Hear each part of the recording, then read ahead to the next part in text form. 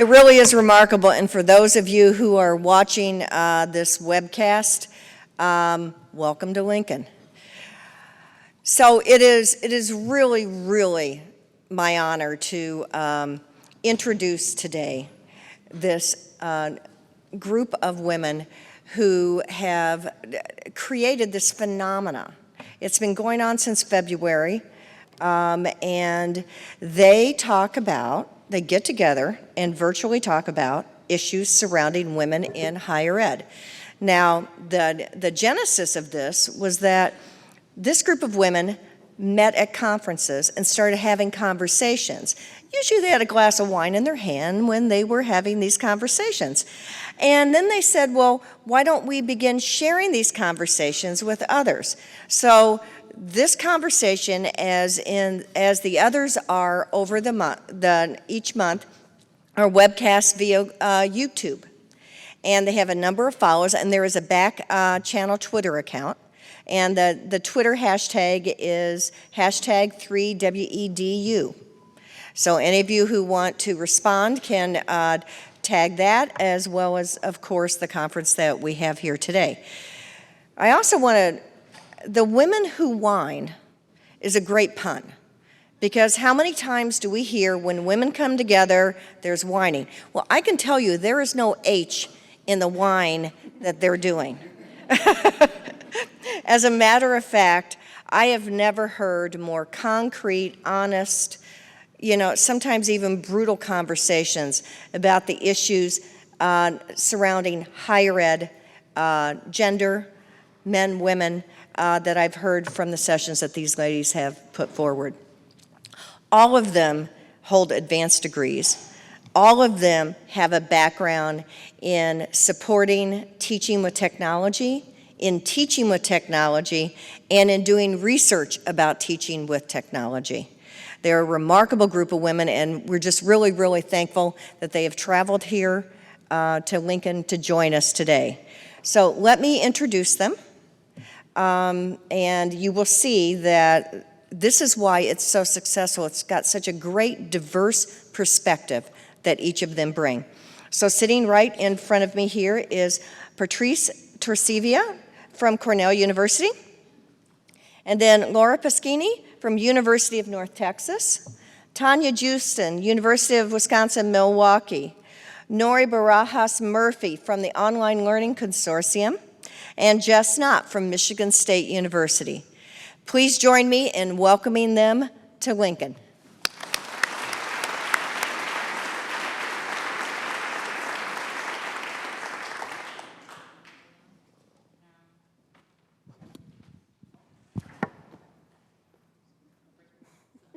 Tech fail.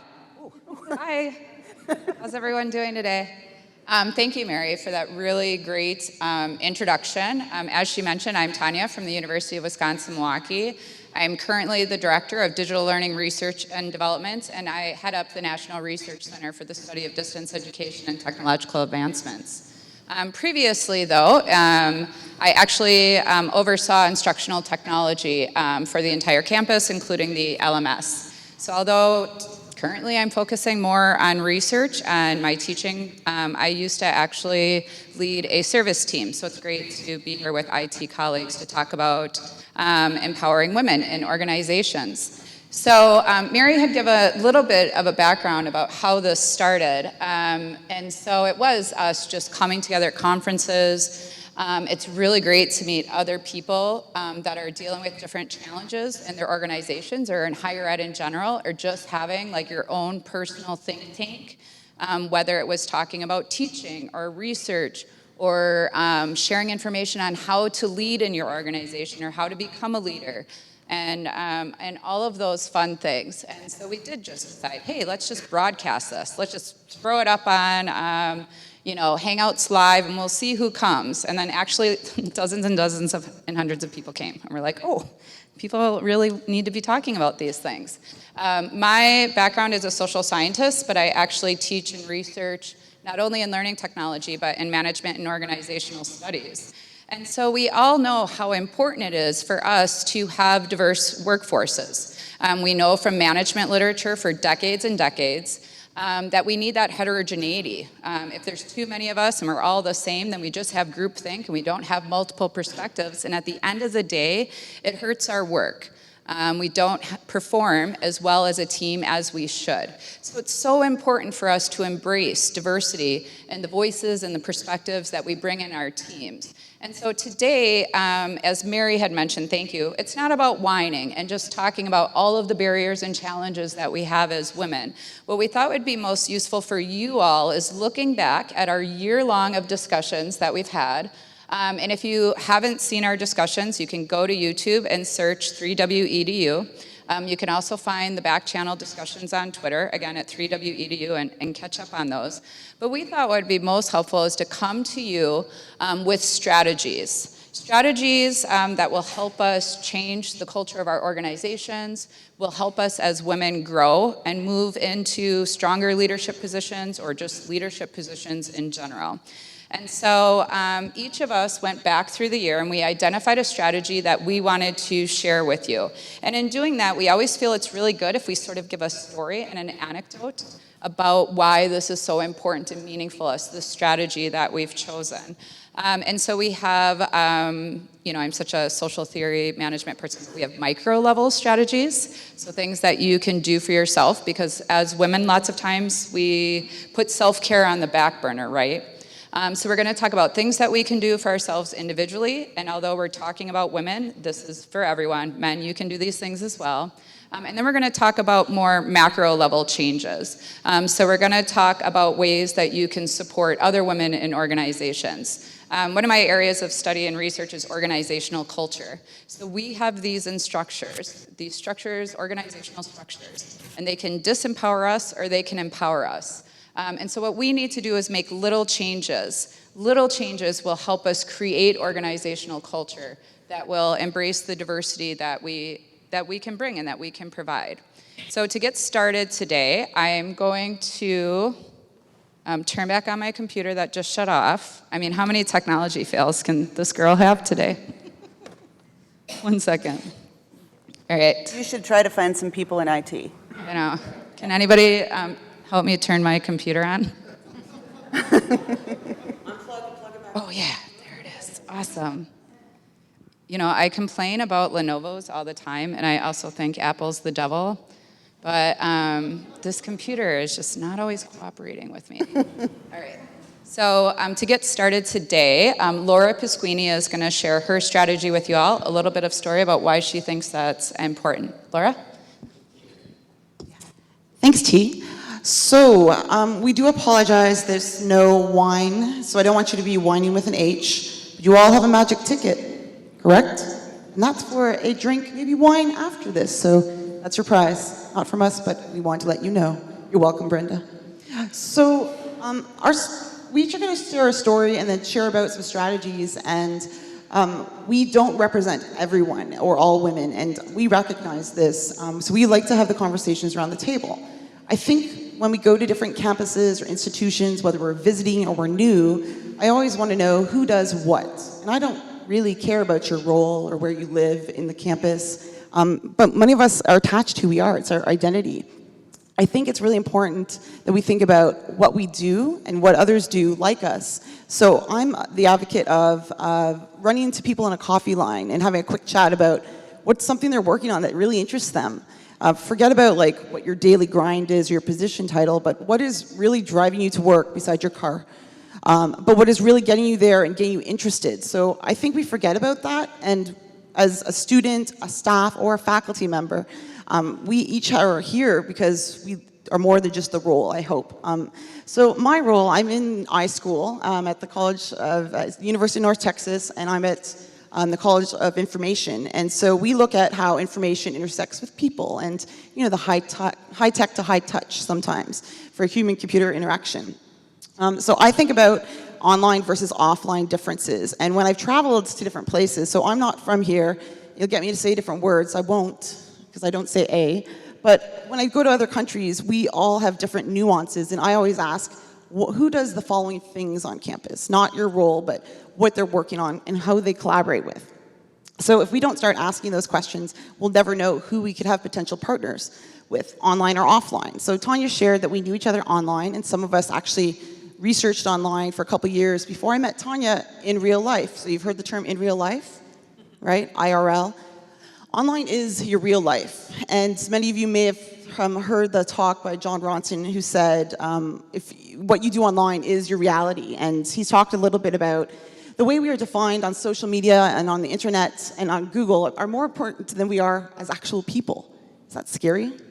Like, I'm not asking you to insert your favorite search engine in and look for yourself, but what we put out there says a lot about who we are, whether it's manufactured, real, or nothing at all. And so I think we need to share a little bit about ourselves in different ways.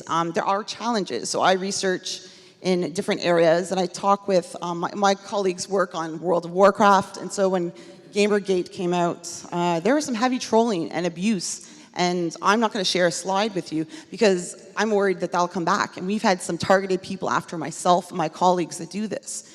But we also have to think there's not always negative online, and we need to have ourselves online for our students, our staff members, our fellow faculty, so we can share where we find each other and where we find each other on campus or in these networks.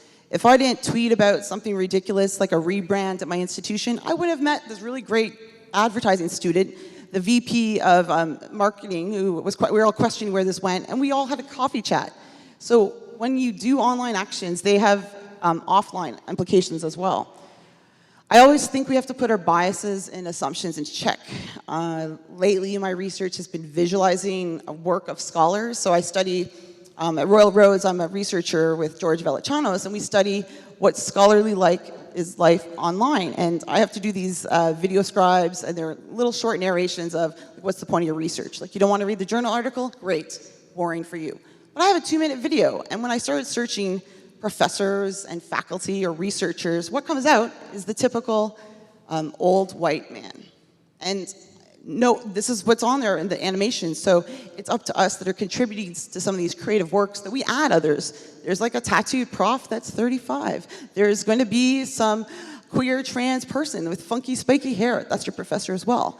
So I think part of that is breaking down some of these stereotypes and thinking about what kind of place do you want to be in, how do you want to cultivate that climate in your work. So in higher ed, we have all walks of life here and all different opinions, and I think that's fantastic. I think the positive work culture is what we need, and are we bringing that to the table?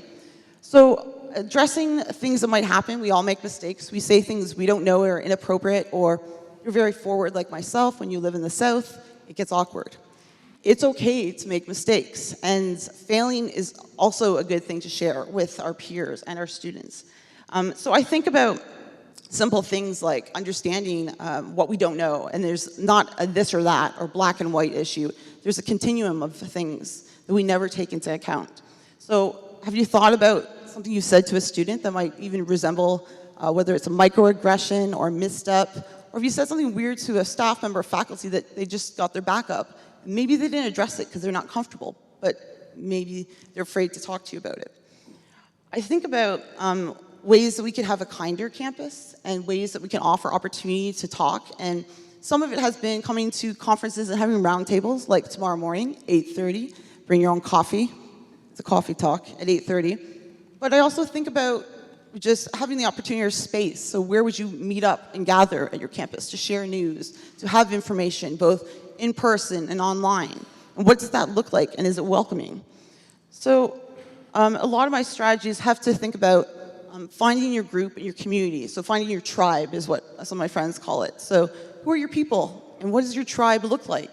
And is it very insular? Or are you meeting other people and adding to that and learning from that? And I think that's been my start. Sorts of people. And finding ways, technology, love Roger's diffusion of innovations.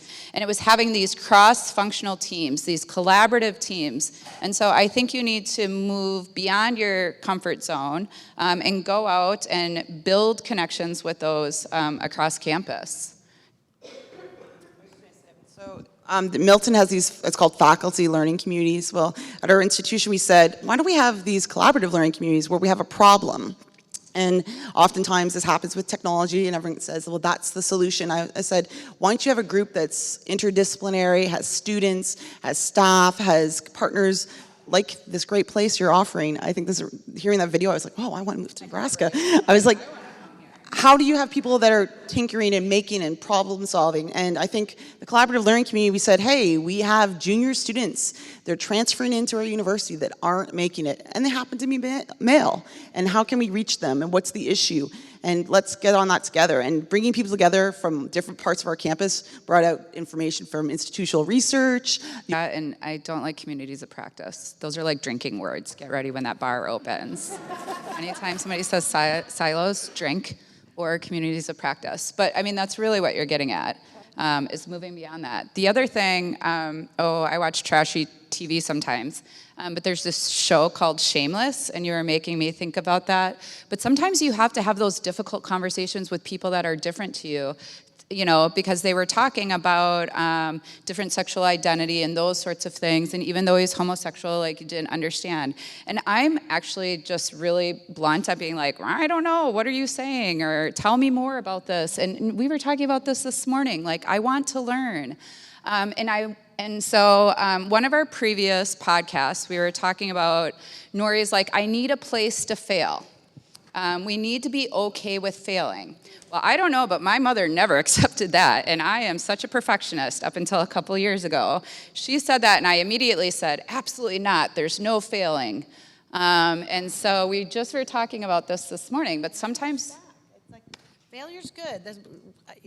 When you're with your tribe and you can have these really good conversations, for me, I'm getting really interested in failure right now, and I'm at a place where I'm looking at people trying to do these implementations of digital courseware initiatives, and they're really young. We don't know a whole lot about what's going on. But if everybody's trying to gloss it over and put icing on it and say, oh, it was wonderful and successful and everybody went home happy and mastered all the curriculum, we know that's probably not true. So I need big fail, and I need strong conversations with my peers, with my tribes about these big fails so that we can learn better together on what's the next iteration? How do we do this better? And you can't learn unless you can identify that you don't know everything. I have become much more authentic. I know I used to be a know-it-all. I still am sometimes. I see it because I have a kid, and she's like a little me, and I'm like, oh my God, I'm awful. Are you kidding me? Like, she thinks she knows everything, and everyone looks at her like, that's you. And I'm like, oh. So the last couple of years, I'm trying to get there. But what Laura was alluding to is that you need to be able to have those conversations, to know when you don't know anything, to be okay reaching out to people and asking questions, but also be okay with helping other people learn. We're in higher education. We're all learning all the time. Now, what Laura has talked about is taking care of yourself in order to build your tribe, to build these networks. But also, obviously, there's just infinite benefits, not only to your unit, to your organization, to higher ed, and to our society. But we know in changing the culture, it's our individual behaviors, little strategies that we can do on a day-to-day basis that are going to help us create an organizational culture that's empowering for all of us. I'm going to move right now to Patrice Prusco, my colleague, although I said it without the East Coast accent. And she's going to talk a little bit about her strategy and the story that goes along with that. Patrice? There's like a little red button on the bottom. Do you want some help? IT support.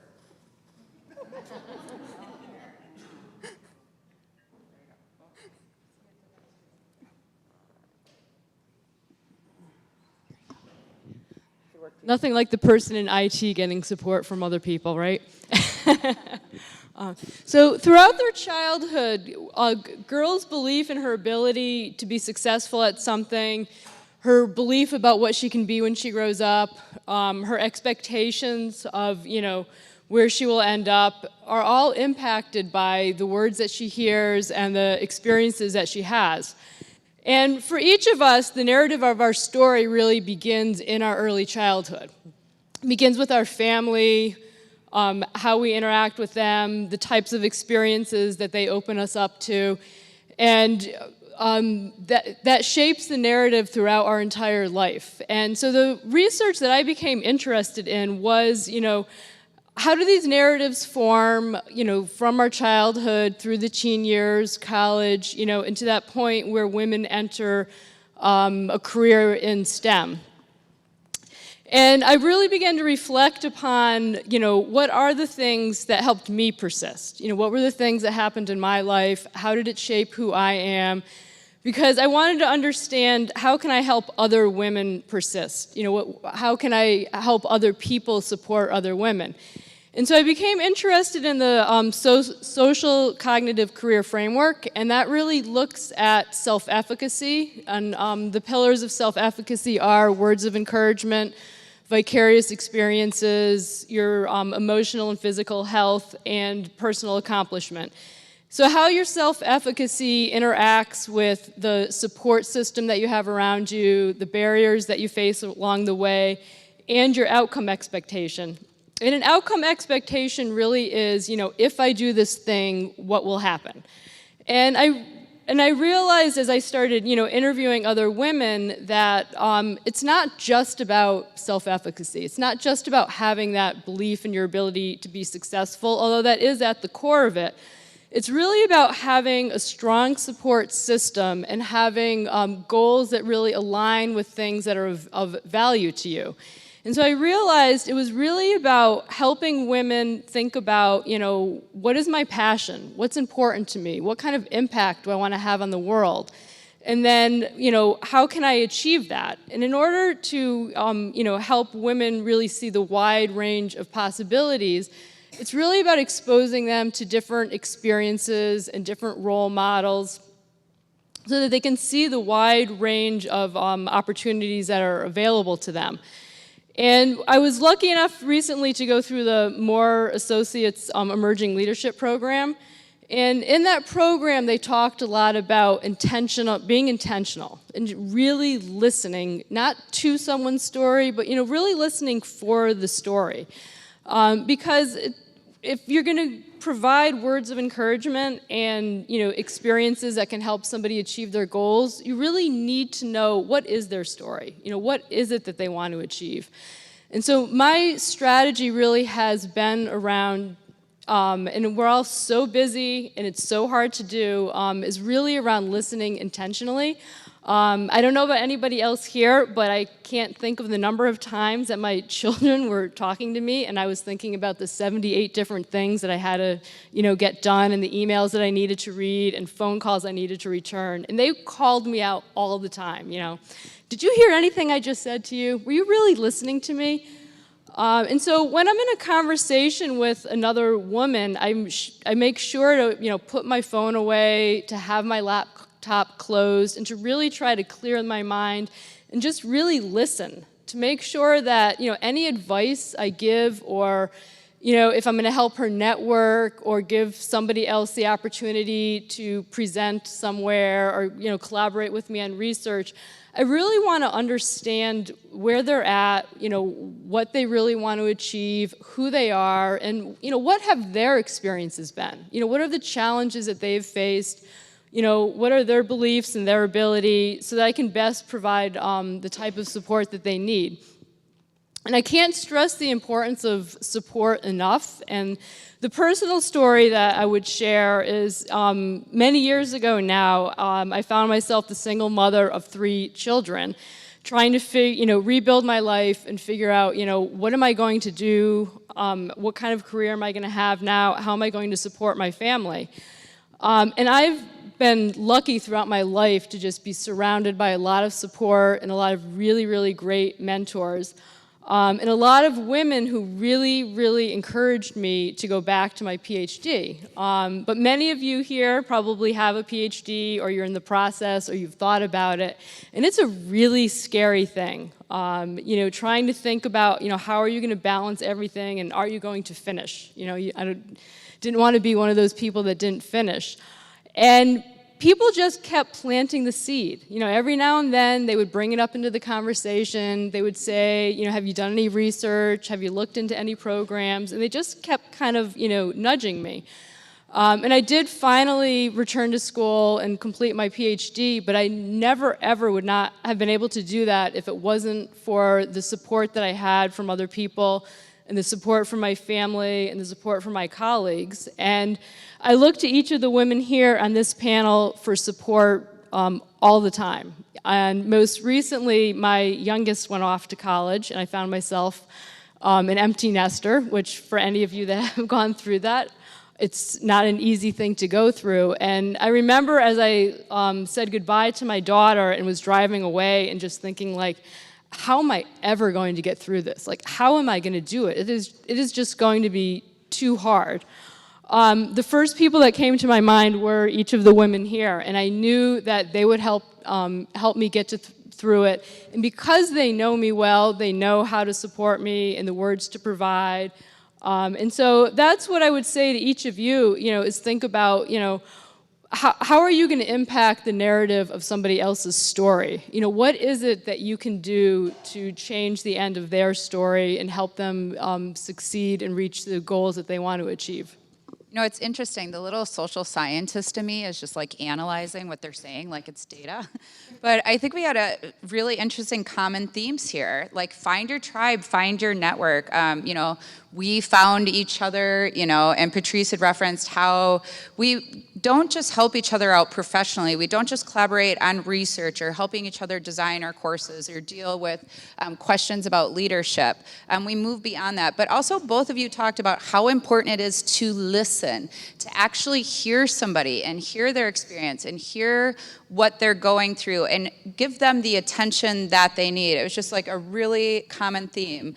Who was one of you guys last night when we were drinking wine around the fire at the hotel was talking about some research about the impact on women's self-efficacy and negative messaging? Was that you or you? You were. Can you talk about that research quick?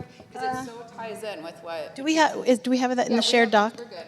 We're good. I found a Swedish study, and it looked at the Swedish study. It just looked at evidence where, based on your gender and how recently somebody had insulted you in some way, like had negated you or done something that was made you feel bad about yourself or tried to make you feel bad about yourself. And then they also used the data point of your own interpretation of your health. And they found there was a direct correlation between your financial stability and if these two data points had negative to a certain degree. So I'm going to talk a little bit when. Yeah, go ahead. Yeah. You want to say Yeah, jump in. Okay. Yeah. So, yeah. The mic's not on. I think the battery's low. Oh wait, it's. I'm not close enough. It's skipping. It's not a tech Yeah. issue. Back when I was a rock star, my microphone had to be a little lower. Yeah, so I was looking at this efficacy research, and I was thinking for myself, I am the elder stateswoman of the group, and I have passed the age of 50, which means there's things I'm thinking about in my career. And I'll just start with a quick story that I was very fortunate early on to have a very strong mentor. He was a strong personality, so I always made him look good in the background. He could be the one out there being obstinate or pushy, and I was in the background running our faculty development, doing our big systems implementations, and being we were like a great team. And he pulled me with him in multiple locations, and we talked about risk a little earlier, and one of the early things he said to me is that if I was going to work for him, his expectation is that I would fail at least 20% of the time that we were doing something, because we were in technology, we were in the business of innovation, and that if I wasn't failing 20% of the time, that his interpretation of that would be that I was doing things I was comfortable with, and I wasn't stepping out of the box and trying to do things that were different and new, which was huge for a mentor to tell me at the time in my 30s and 40s. And the other thing he really pushed for me to do was get more education, get better certifications. He wanted me to get leadership training. He wanted to empower me to take myself to the next level. And I was a mom at the time when I was going through my first degree program. I'm still a mom with a teenager as I'm finishing up my next program. But all of these things were really wonderful pieces of advice, and they really developed me as a leader who, I mean, the big piece was, that risk-taking. He also demanded that I have a pirate name so that we could appropriately celebrate International Pirate Day, but, something else. And the other pearl of wisdom, just in case you haven't found one yet today, is if all you do is do, then all you produce is do-do.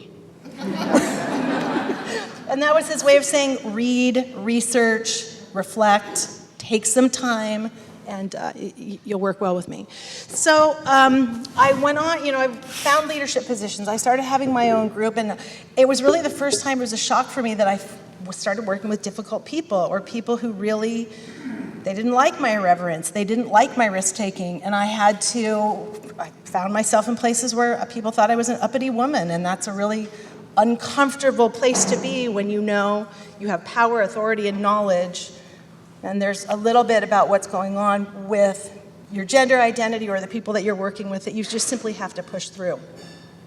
So I was thinking if I had a strategy from my age level and just the conversations where we talk, certifications, wherever you are, empower the people that work with you to continue their education, whatever way helps them pivot for their next position.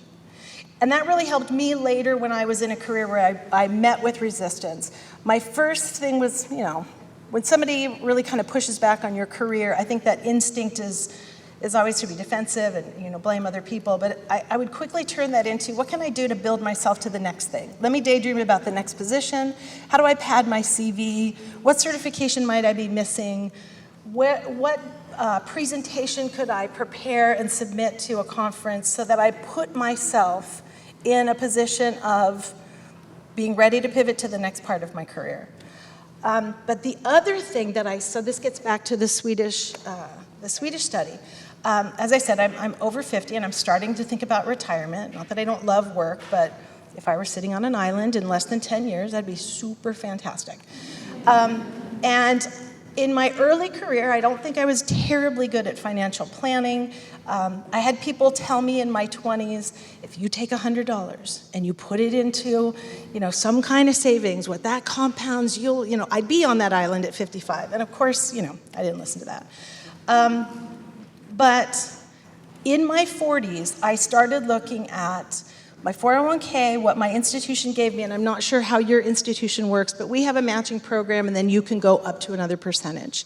So a strategy that I can't emphasize enough about fiscal responsibility, making sure you're taking care of yourself, knowing that behind you, whatever decision you made, it's because you could choose to, not because you have to. So having some financial stability is something everybody in this room should probably think of. And the research right now shows that women are much less financially competent. And financial competency is a big thing right now for college-age students. I know that there's a lot of initiatives in California where I am for teaching students to understand what they're borrowing in their education, understanding rates on credit cards. But I also looked into some of the research, and the competence of women, even college-age women who have terminal degrees, and their ability to understand investment on a certain test, and in our shared document, I have some of the research there. We really need to do better. We really need to understand how our retirement is planned and have that agility that we can take care of ourselves. So I was thinking of self-care along the lines of Laura, find your tribe, but my message also to people in this room, especially the women in this room, is think of your self-care and your fiscal non-reliance on other people where you are right now. That's really interesting because, traditionally, you sort of have to have a little history lesson. And a lot of times with the election, I go back there. Like, when did women even get rights to do various things? And what was amazing is that our ability to even have bank accounts, have retirement funds, these sorts of things we didn't always have, and we just do now. But we live in a society, sorry, here comes the social theorist again.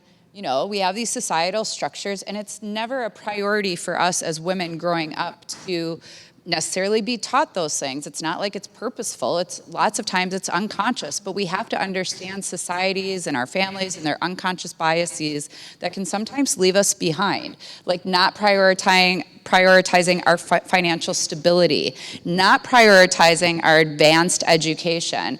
I get really upset. I'm low income, first generation student. Took me a long time to be able to say that and be okay with it. And so look at what my education got me. Like, thank goodness for financial aid. That's going to leave me in debt, though, until I retire.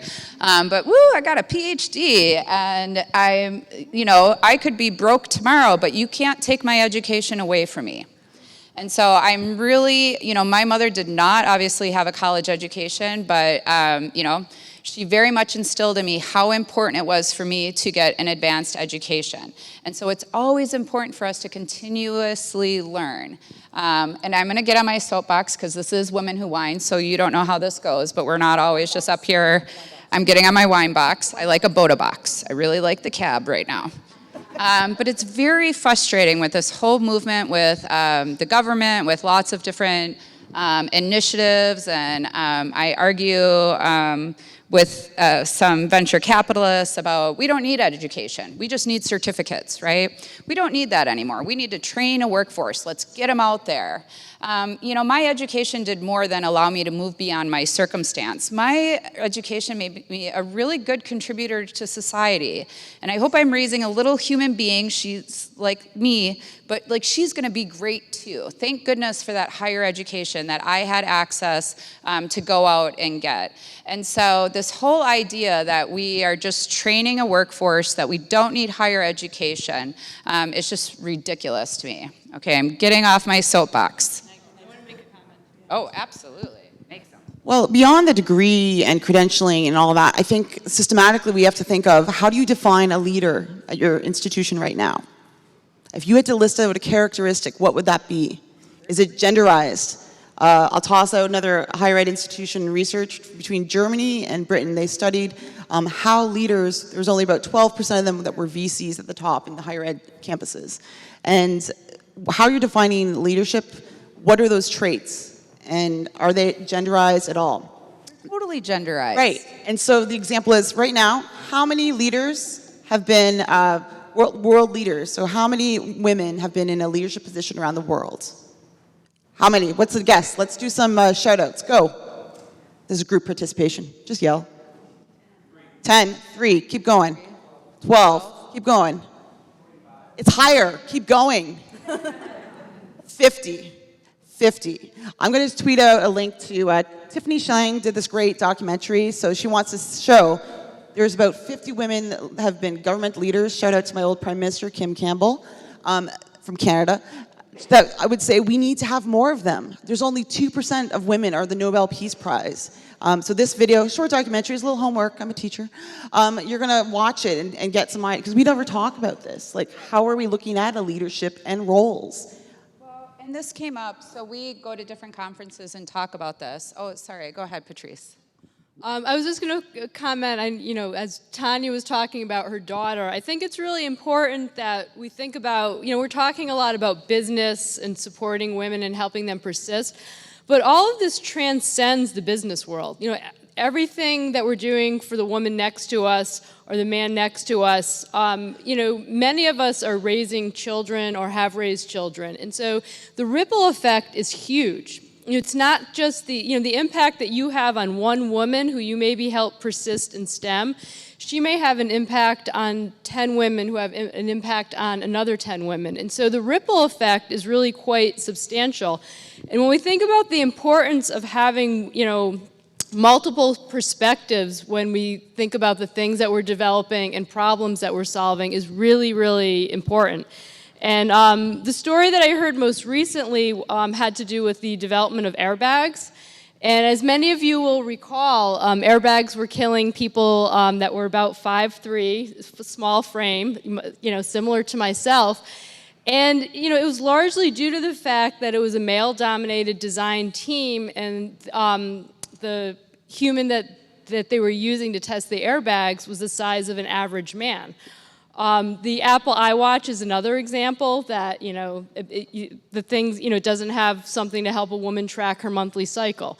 So there are a lot of examples. I mean, some that are maybe more a convenience to our lives, but some that impact, society and our health and prosperity. And so, don't lose sight of, how important this is, not just in your small world, but, across the entire globe.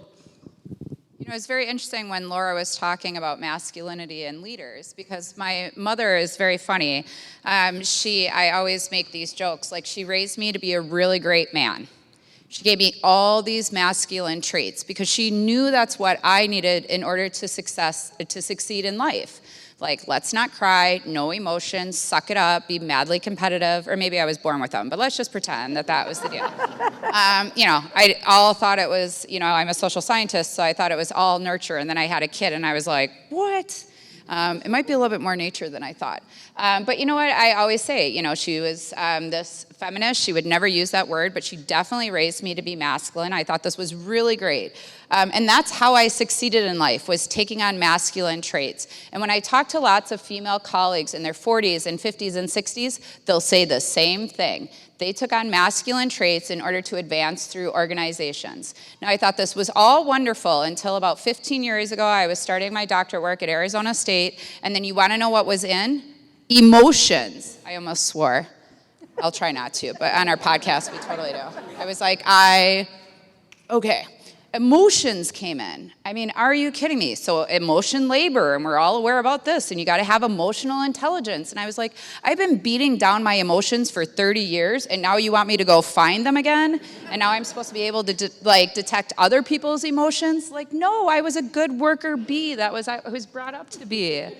And so, when we talk about organizational cultures and expectations for leaders, from day one we were born, we come with this preset of valuing masculine, tendencies, like you're too emotional, you're hormonal, you must have PMS, all of that good stuff. Hey, maybe those are good things. Maybe we need a little wake-up call around here. And so we can start embracing emotions and being our authentic selves and caring, and it's okay to care. I mean, I'm still working on it, but when you have a kid, you gotta learn how to care.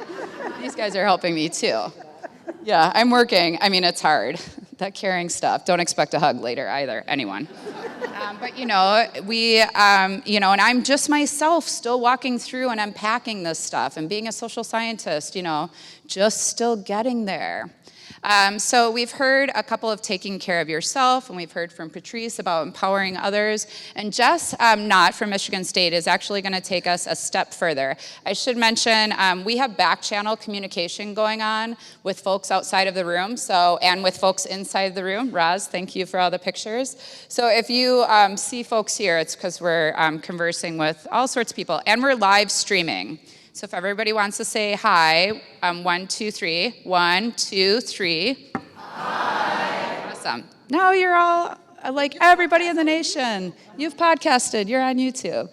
All right, Jess, take it away. Empowering women. I need that one. Yeah, do that one. But the other one's got to. The magical talking stick. The one that's plugged in doesn't seem to make noise. So I do promise I talk. But the thing I'm going to talk about right now is probably why you've seen me more on my laptop than anything else today, and that's because I'm trying to see what ideas are out there in the room, and it's hard in this kind of environment to get out there and want to talk to you all, and we will have that opportunity tomorrow morning. But if you follow the Twitter chat and you follow the hashtags and all the stuff, I'm trying to kind of help you guys contribute and also try to amplify what you're saying. So earlier today in both Karen and Dean Plowman's presentations, they discuss amplification and how do we find those good ideas and how do we work with those introverts and how do we stop from just talking over each other all the time and really dig in and start to find those good ideas and amplify them. And so if I seem silent or distant or like I'm not paying attention to you, that's not true at all. But what I'm trying to do is bring this whole conversation together from the people who are tuning into the chat and the people who are here in this room. We've heard from a lot of you already. We've got Roz, we've got Joanna and Renelle, and so Paul. Paul is asking some really good questions right now, which is what just threw me off. So as we're discussing here, we're also live streaming, and we're also in this room, and the question Paul is asking is, how do we scale this? And we're up here wondering to ourselves, we don't know. You know, we're working on it. So we're waiting for you to kind of talk to us so that we can amplify your ideas and help you find that, or maybe you can help us find that, because we don't have an answer. We go to conferences right now, and that's working at the moment, but that's also very isolated. So, you know, that's. Hi. Oh, this works. Yeah, it's a good question, Paul. Thanks a lot. I've been studying up on it. No, there was a woman, Esposito, out in California that said, I'm in the Women in Tech group, and she does the having coffees and just having chats with women, because she'd worked at Google and a few other places, a small startup, and she said, I just want to have these conversations. And she scaled it really well to create a job board for tech. So women in tech, you have to apply to get in, you have to say what your goals are, what your vision is, and they have these local meetups that, how could you do this? You could offer these meetups within the state, within your campus, start there. And start doing these small conversations. It could be at a happy hour, but it could also be at a lunch table, round table. It could be somewhere else. It could be a coffee and conversation in the morning, for example. Coffee and conversation was phenomenal. It was. Some of us would put Bailey's in their coffee, but yes. No, and I think these are happening. Like the IT women at EDUCAUSE, I think that was fantastic. That conversation was going, and then I was online talking to the other people. I was like, oh, wait, who are you? We need to talk further. It doesn't have to stop at places like this or meetups. I think we need to share knowledge and how we do it well. We really didn't want a tech sponsor. We want a wine sponsor, but maybe we need a tech sponsor to have... Just wine. Well, no, just repository. I'm like the knowledge. I need knowledge management, knowledge sharing. We'll get back to you, Paul. We work wine and tech. We like those sponsors. Bourbon is totally wine. It's just wine that's made of grain. So, pro tip.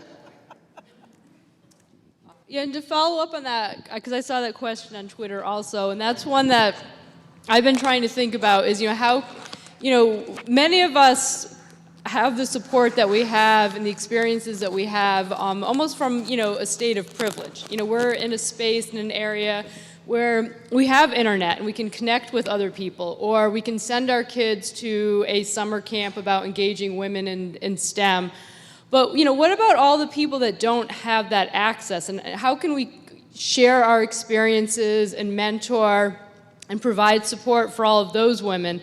And so that's an area that I've really been trying to look at. And, initially we all thought MOOCs were going to change the world. And, we're going to throw out a few STEM MOOCs and women are going to take them. And suddenly everybody's going to, start changing into MOOCs. That's right there with silos, by the way. And of course, we quickly realized that it's not that easy. But that's, that's really an area where I'm looking at is, how can we use the, the digital tools that we have to increase access to education and, share these support models and, let other women know, these are all of the different experiences that you can have and, give them access to role models when they live in places where that's just not accessible. And I don't have that answer, but I pose that question to all of you. And maybe you can bring that to our session tomorrow morning, and it's something that, that can be worked on. But, how can we use all of the technology that we have to increase that accessibility and to scale the 5 of us? I have a thought about that. You go, girl. One of the things I do is I oversee a grant that is looking at a digital courseware award. And one of the things I'm noticing about these digital courseware initiatives, of which there were 106 nationally who submitted for this award, one of the things we do know about high quality online and hybrid courses is that the level of engagement, and there's various kinds of engagement that you can look at, the levels of engagement matter, and that those really help students. And what I noticed in some of the courseware initiatives that are going on in the country, it seems to me like that's a gap right now. So that level of engagement, that empowering the students that are in the class, having the real presence of the instructor in the online environment, those are ways that you can still connect with students, amplify the students that are in the room, create that high-touch online environment. I don't think we're there yet, and I think the research that we're working on right now, I believe that's a really significant gap, and it's one of those things about being really young right now in courseware initiatives and in just digital courseware in general. We know how it matters. We don't know how to do it really well yet, and that's okay, but that's that high risk. Like, just say we're not doing it well yet. How can we do it better? Pose the big questions. Yeah, I think, so again, I see another theme here. It's sort of like we need to have an awareness of others around us, right? A lot of times we're doing our jobs, we're working really hard, we're doing, did I just say that? We are just trying to perform and produce as much as we can. And then what happens is that we're not looking at the people around us. We're not empowering them. We're not amplifying their voices. We're worried about ourselves. This is an individualistic society, and we're worried about being as productive as we are. So one of the strategies that I came up and leading my team is that I started to realize I'm very much like, I trust my team, I give them work, and I also allow them to choose projects in which they want to work on. I did a lot of research on sort of the balance between performing and satisfaction and where we are with that. And so what was very interesting is I all of a sudden had a female colleague who worked for me, and she dropped the ball. And instead of like shaming her, thinking this was a disciplinary thing, I said, wow, what did I do as a leader that she dropped the ball? Like, let me start looking at her and what is she doing and what can I do to make sure this never happens again? Because I know she's extremely intelligent, competent, and a performer. And so when I started this visual map. I don't know if any of you ever done this when you're leading your teams. And I started identifying projects that everybody was working on and different tasks that they were responsible for, whether it was from answering the phone to answer an LMS tech question, to leading a research team for some research we were doing. And all of a sudden I realized that this colleague of mine was probably had about 300% more she was doing than anybody else. She never said no to a project. She was interested in everything. And I just was like, all right, she never complained. So in our sessions, we had talked about, as women, we're just so excited for an opportunity and to be at the table and to maybe get our voice heard that we don't always do a good job of finding meaningful opportunities. We're gonna do everything, and we're doing 3 times our jobs. So as a leader, as the director of this unit, and because I don't like it when balls drop, can I use that metaphor one more time? Is that metaphor or an analogy? Analogy. Metaphor? Muscular words later. Okay, my muscular words. So anyways, what I started to realize is I needed to do, what's up? Okay. Happy hour is gonna be fun. I'm so happy the bar is set up. So anyways, we were talking about I had to learn to look at each of my staff and think more, and I had to help her and spend some time prioritizing what are going to be meaningful opportunities for you. Do you need to be doing all of these things? I know whatever I ask you to do, you're doing it, but what's meaningful? So are you helping your female staff members not only identify, and getting them interested in stuff and helping them pursue projects they want to, but prioritizing that, making sure you're giving meaningful tasks and not just what's the word? Meaningful, meaning, it's a medio, what? No, like minimal. Minimalistic, that's not the word, but it's close. I just shut it out. Okay, this is how our podcast goes, so just hang in there, guys. So anyways, then I started to realize, I was saying yes to everything. It got to the point where I'm doing 11 presentations at EduCause, 8 presentations at OLC. I'm doing all, because just happy to be at the table, and I got a little burnt out. And so luckily, there were female mentors to me, not at my institution, but started to help me identify what I should and should not be doing. Maybe I don't need to be reviewing conference presentations. Maybe I'm okay with just keynoting the conference. And so learning to say no. And then I was able to pay that forward to my staff and say, let's prioritize what you really want to be doing and what we really need you to be doing in the unit. And the rest of the stuff, let's give that to somebody else, like a man. No, I'm just kidding. But that was funny, wasn't it? So Donde did a wonderful keynote today. Well, actually, everyone's talk and everyone's chat today was grand. But she talked about muscular language and like being, if you're going to be at a meeting or asked to be there, ask a question and speak up. And I was like, that's right on. And right, exactly. And I'd also, my friend Ryan came back and he goes, Laura, are you talking about hashtag radical candor? I was like, oh yeah, it's going to get real. It is. If you don't, I'll tweet that out soon. Radical candor and carefronting is what it's really about. We need to talk and talk more openly, and it's okay to say something directly. I know it's not polite, but I think we need to get some of the air laundered out. So I come from an Italian family. My dad moved here when he was 10 off the boat, and there's nothing that's hidden in the family. Like the laundry's out there. They know, and then the neighbors know. It's really loud. So I've never had an issue with some of this because that's how I grew up. And I think we've talked in other sessions about where you grew up and how you were developed come from that family, and we pick up on that. And if we haven't developed, like Tanya said, find a mentor, find a voice somewhere. Karen talked about that too, is speaking up. Don't be comfortable, just challenge yourself. Like, I like your one talk a month, Karen. Impressive.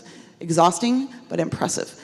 Because I think we need to think about where our voices can be heard, radical or not, but just heard. So, yeah, that's just really interesting. You know, I feel like I spent, and I know this is a little different of an approach. We're up here drinking wine. You guys are just watching us. Like, can you stop talking now? I need a drink. We're going to be there in 1 second.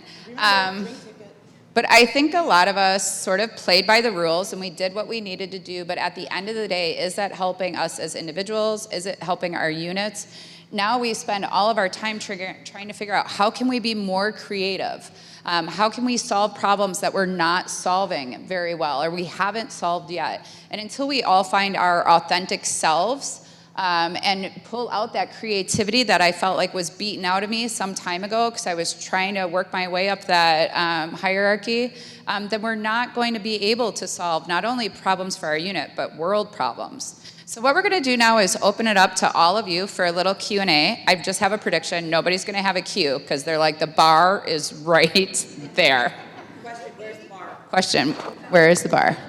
So who has a question or comment or story that they would like to share with us? And we're going to throw something at you. Come on, I really want to throw this. A speaker box. Do you guys know what the speaker box thing is?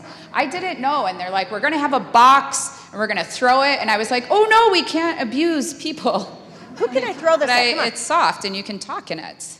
So who has a question, comment, story? We love stories. We've heard lots of similar themes. The first one who raises their hand gets a drink. Who's in? Who has a question? I've got a question. Is this on? Mark is talking in the magic cube. Mark just wanted a drink.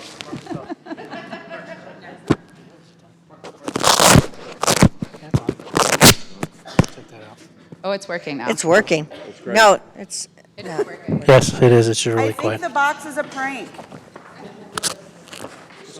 Just answer. Yeah. Are things getting any better the last 5 years? Any trends in terms of gender issues? Is it the same? Is it getting worse? Is it getting better? I have to sit. Hold on. Repeat the question. He said, are things going to get better? Are there any trends or so forth that are going to help improve equalization in higher ed leadership? Is that what you're asking? Yeah, like the last 5 years, the next 5 years, do you see a trend one way or another? I want to use my muscular language. I need that stick. You have a mic right there. It doesn't work. There's no noise in this mic. Oh. It's terrible. Okay. Is it going to scream at me? So I think we're seeing a lot of that right now, Mark, in this room. I mean, at Coffee and Conversation this morning, we had just a really robust conversation about all the things that we could do and we could see and about being intentional. And I think when you kicked off the conference and said, we need to be intentional about inclusion, you know, so we're trying in that way, but, you know, we're failing too. So how can we do this? And having these difficult conversations at conferences, I mean, I've heard people disagree today and really and not heated, but, debate some different things that they'd heard and share their opinions. And I think, we're seeing a trend where maybe we're more comfortable with talking. 5 years ago, you would have never seen me in this chair up here because I would have been too afraid of what people thought, or, oh, what if this looks bad at MSU, but with an inclusive culture and people who are trying to ask these questions, I've started to see that, well, maybe it's not the end of the world if I use muscular language, or the fact that I stand with my hands on my hips. That's pretty great, and so I think some of this trending is helping, and that's the thing I see. I'm going to put the stick down now and go back to Twitter, where I'm hoping you're talking to me. On a really quick note, a lot of us were like, what are we doing? We're drinking on the air and like talking about our lives in really authentic ways. And Jess actually turns around, several of her bosses have joined us for sessions at different conferences. They are listening. That is amazing. And they are all 3 men, leaders, surprise, but they're listening.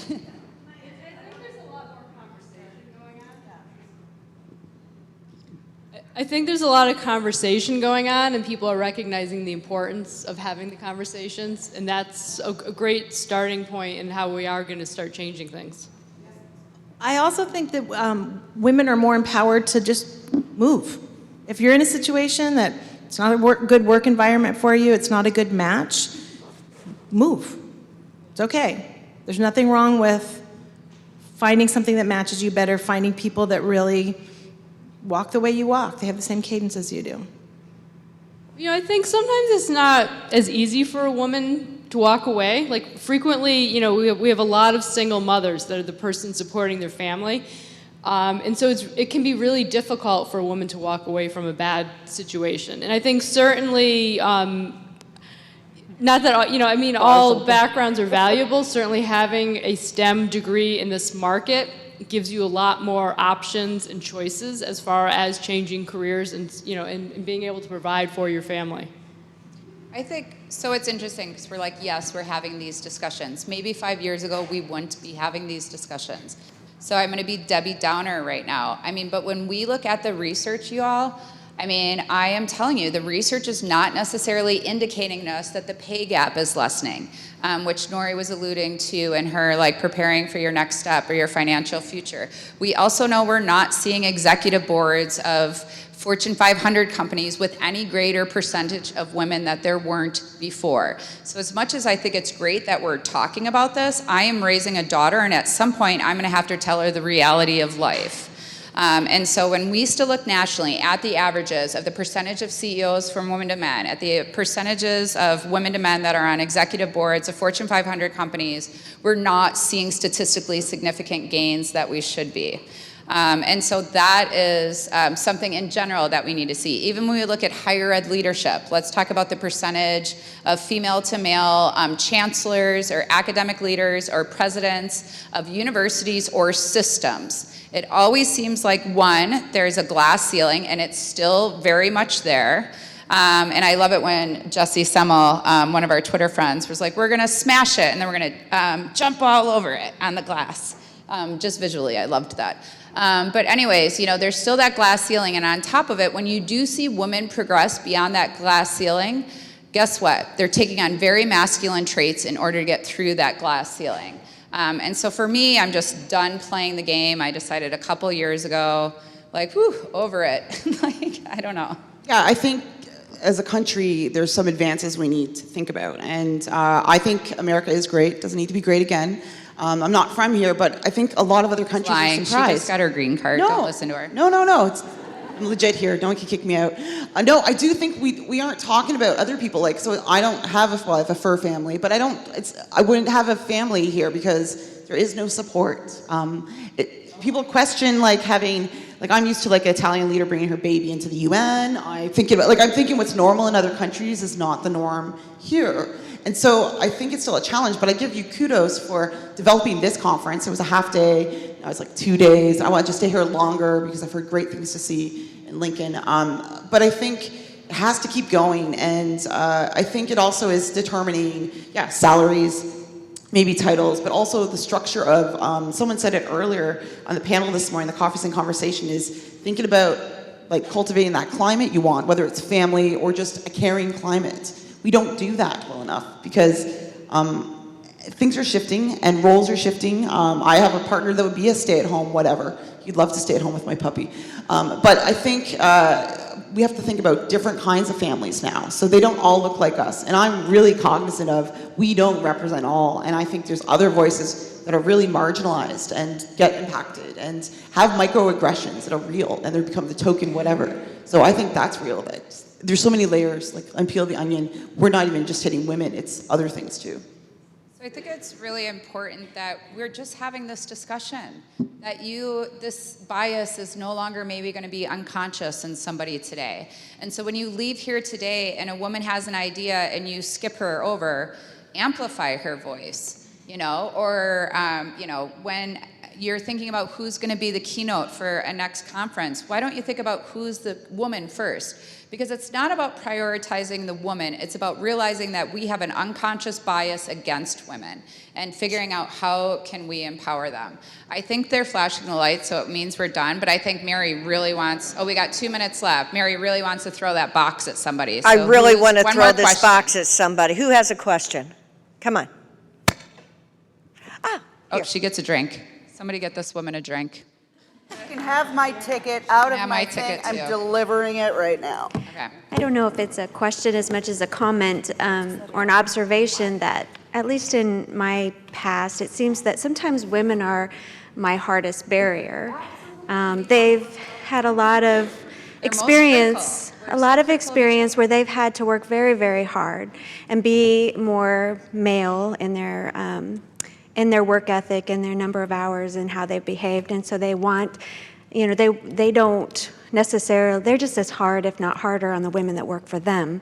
So are there any suggestions or tips that you can have? Because it's not always about the men that are creating problems for you. So we've actually talked about that as women are women's worst critics. And it was, do you know there's research on that? There's actually research that talks about women seeking out female mentors, and that female mentors are most likely not going to mentor women because they're sort of like, I made it through the trenches, I did what I had to do, and so you're on your own.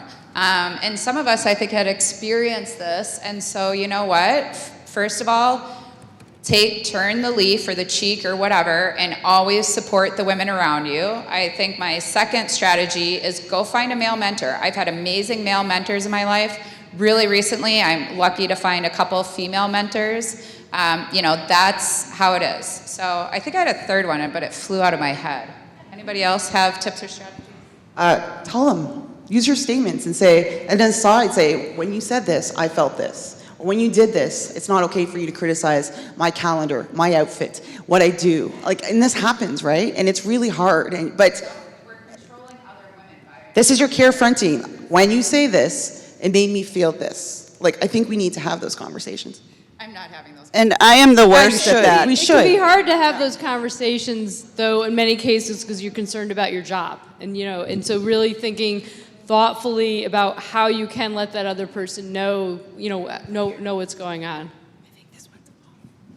One of the things I would say, I've been in a position where somebody took me on and they wanted to mentor me. I didn't necessarily want to be mentored by them.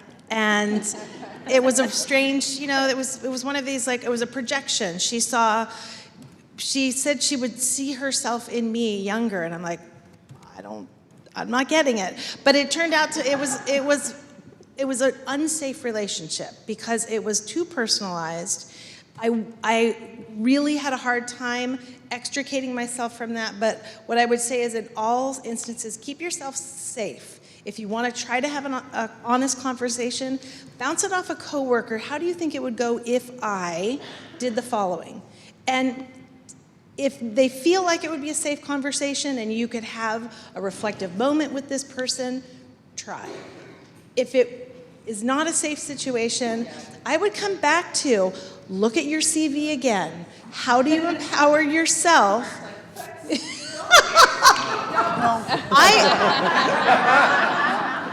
For me, sometimes just looking at that CV makes going to work the next day better.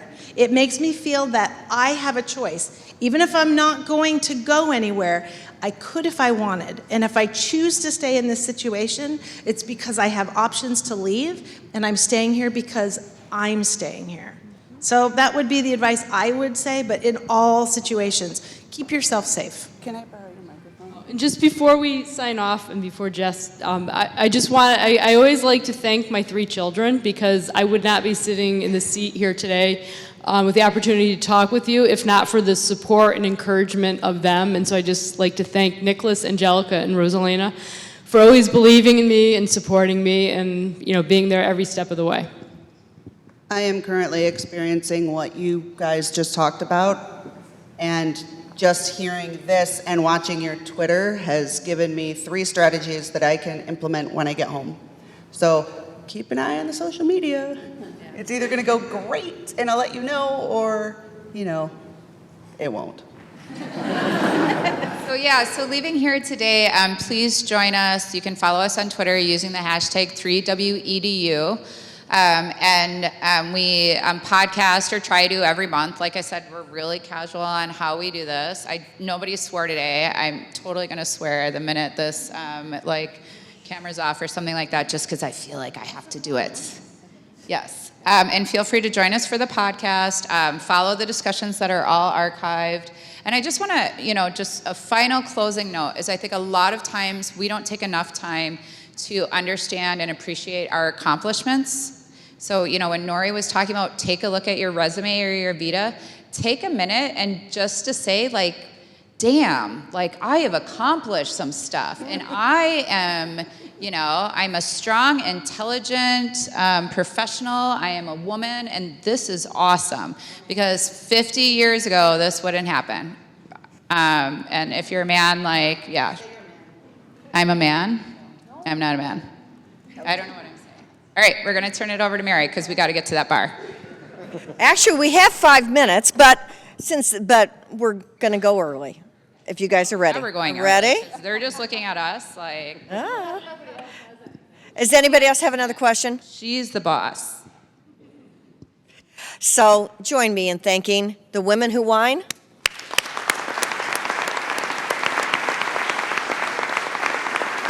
And now